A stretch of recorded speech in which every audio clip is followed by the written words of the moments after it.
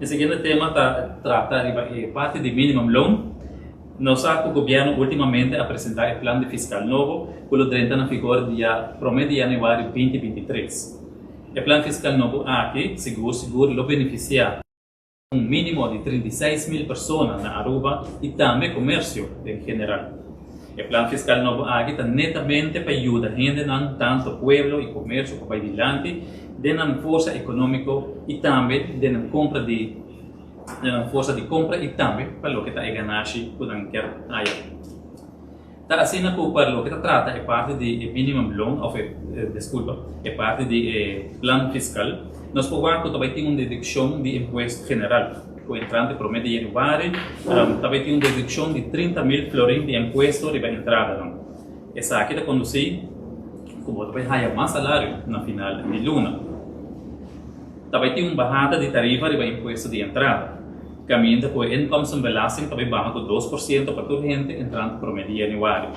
É boa notícia, tá? O volume ser paga menos em belasting e assim não vai restar mais salário, mais sem, o poder de compra também adiante, ou por gastar mais e assim aqui botar cooperar e também ajudar na economia de Aruba. Parte mais de plano fiscal novo, tá? Que também tem reparar se tu está pensionado.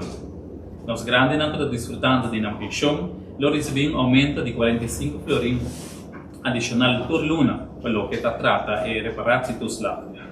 Na base anual, nós podemos ver que está uma soma de 540 florins por ano, caminha nos pensionados não, tem uma entrada extra, arriba no salário, que essa aqui está ajudando financeiramente para adiante.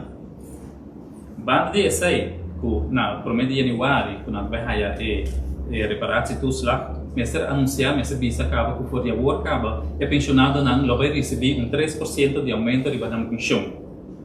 Essa aí como desde pronto.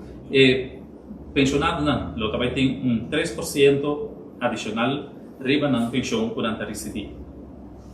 E essa aqui também está uma boa notícia, seguro para nós pensionados não. Uma outra boa notícia para nós pensionados não tá, que também tem uma bajada de imposto de pensionado não que está casado. Pareja não pensionado que está casado, o entrante também, promedio de janeiro de 2023, o imposto de entrada de pensão de pareja lo baja. Lo vai over no sistema de calcular imposto separado, tanto para cada pareja, para cada pessoa, e essa aqui também está assim com a cobrança de imposto lo está menos pisado para nós pensionados não. Assim aqui tendo em conta que nós pensionados não, e toda pessoa não tem comunidade que nós está trabalhando.